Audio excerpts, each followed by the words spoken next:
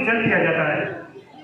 आचमन आत्मा को पवित्र करने के लिए होता है। ये छोटे बच्चे बोले नहीं, आचमन जो होता है वो मन को पवित्र करने के लिए होता है, जिसका असर अरे भैया वो पंडित नहीं होगा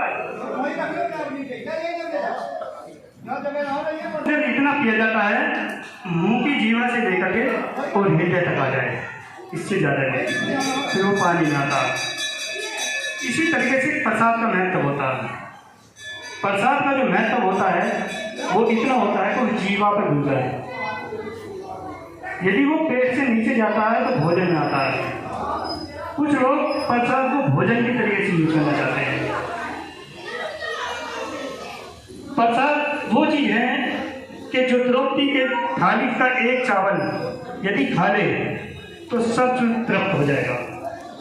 तो प्रसाद लेते में समय में ये मत ध्यान रखें कि हमारे पास थोड़ा रह गया, हमारे पास ये रह गया, हमारे पास वो रह गया, और दो और दो और दो। तो सबसे पहले तो इस चीज का ध्यान रखें, सबसे पहले तो इस चीज का ध्यान रखें, प्रसाद जितना भी दी जाए हथेली के बराबर होता है। हथेली से आने वाला जो होता है वो प्रसाद होता है, और ऐसे भरने वाला वो भोजन होता है। तो यदि प्रसाद का महत्व रखें तो प्रसाद के महत्व भी तक ही रखते हैं। तो प्रसाद सबको पहुँचना चाहिए। दूसरा है विषय में बात करेंगे, एक सबको बहुत बड़ी चिंता है गौ रक्षक, सबसे बड़ी चिंता। तो गौओं का संरक्षण होना चाहिए, लेकिन एक संरक्षण होना किस तरीके से ये आपने किसी ने नहीं जाना कैसे होगा। देखिए, जब किसी चीज की महत्वता होती है उसका आदर किया जाता है। किसी जमाने में बैल होते थे, उन पर खेती जोती जाती थी, तो खेती जोती जाती थी तो बैल की सबसे बड़ी पहुंच करी जाती है। घर में बैल पैदा हो जाता था तो समझ लो कि घर में एक बेटा पैदा हो गया, इस तरीके से होता था। लेकिन जो लोग खेती को तमाम आते हैं कि खेती कृषि विभाग है, वो ट्रैक्टर में चली गई। अब आती है गौ माता की। अब गौ माता का संरक्षण कैसा है, ये बात हाथ ठाई है कि कितने जने चाहते हैं कि वास्तव में गौ का संरक्षण होना चाहिए। वास्तव में बहुत अच्छी वाली बात है, गौ का संरक्षण होना चाहिए, लेकिन संरक्षण होना कैसे। अच्छा ये बताइए कि महादेव को कितने नहलाते हैं, महादेव को कितने नहलाते हैं। महादेव को नहलाने हो गया। यदि आप महादेव को नहलाते हैं तो गाय के दूध से जो कोई नहलाएगा, गाय के दूध से जो कोई नहलाएगा, कई जन्मों का पुण्य तो उसमें होता है। यदि भैंस के दूध से नहलाओगे तो भैंस की राक्षसी खोपड़ी होगी और भैंस जैसी बन जाओगे। अब आप सुनिए कहाँ बात होते हैं, हम कहाँ बात कहना चाह रहे हैं। यदि आप सभी लोग ये ध्यान लें कि हमें अपने भगवान भोलेनाथ को गाय के दूध से नहलाना है, चाहे वो 50 रुपये लीटर मिले और 100 रुपये लीटर मिले, दूध की महत्वता उस चीज की रही है।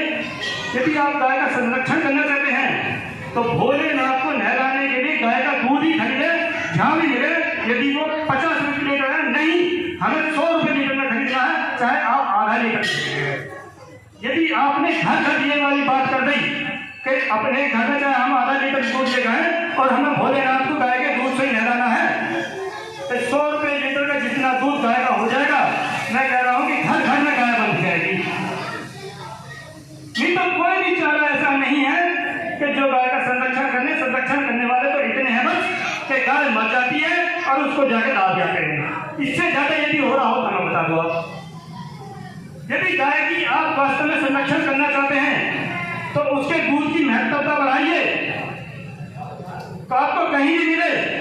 सबसे पहले मैं कहता हूं, मैं आधा लीटर दूध लेना चाहता हूं, जिसके घर में भी गाय है मुझे आधा लीटर दूध दे दो, 50 रुपये दूंगा।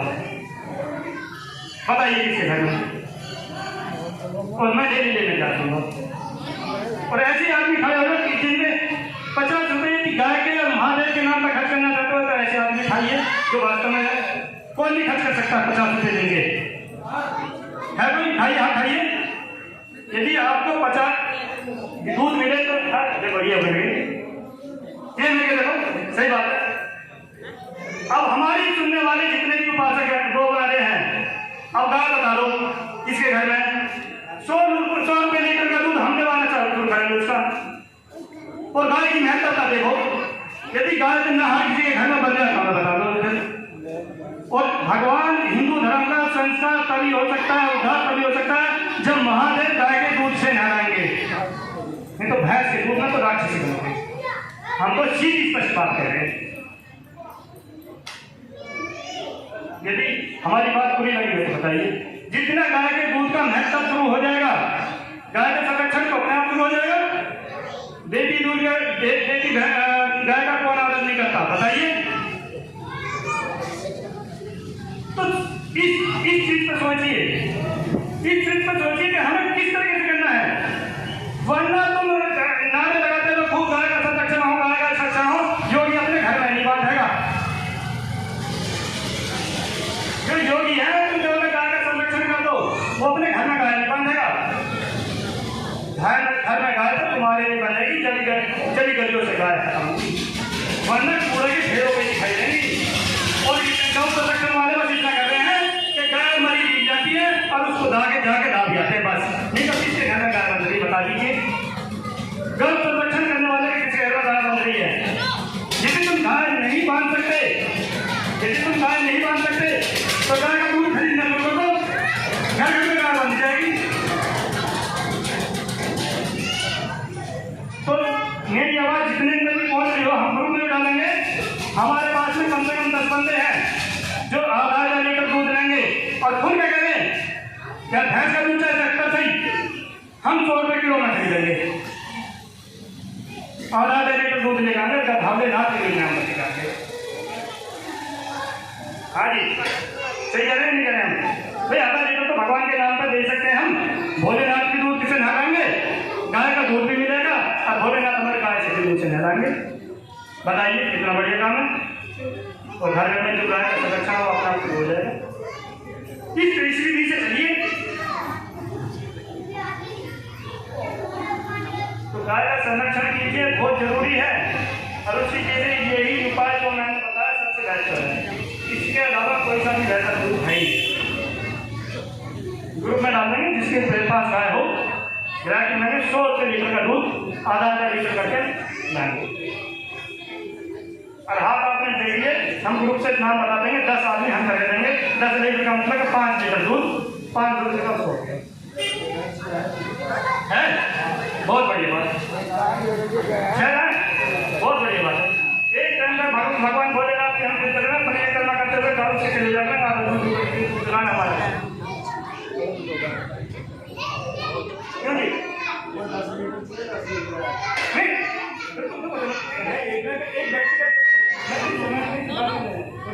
एक बात चल जाएगी, बात चल जाएगी अपने